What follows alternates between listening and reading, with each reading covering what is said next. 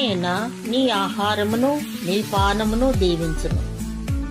నిర్గమకాండము 23వ అధ్యాయము 25వ వచనం. భూప్రజలందరికీ ఆహారమును అనుగ్రహించి తరతరాల నుండి యుగ యుగాల నుండి మానవులను పోషిస్తున్నాడు. మాకు కావలసిన ఆహారము దయచేయమని ప్రార్థించి అడిగి పొందుకోవాలి. కొందరు 3 సార్లు మాత్రమే ప్రార్థిస్తారు.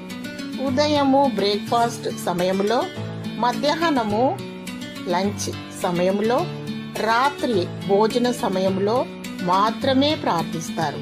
నీవు నిత్యము ప్రార్థిస్తే నీ ఆహారమును నీ పానమును దీవిస్తాడు, తృప్తినిస్తాడు. కొందరిని డాక్టర్ భోజనము చేయకూడదు అని అంటారు. దేవునికి మొరపెడితే బీపీ షుగర్ నయం చేసి సమృద్ధిగా పుష్టికరమైన ఆహారమును రుచికరమైన ఆహారమును దయచేస్తారు.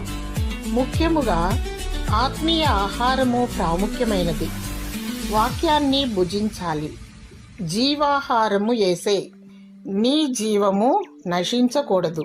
నీ ఆహారమును పానీయమును దేవుడు దీవించి ఆశీర్వదించునుగాక. ఆమేన్.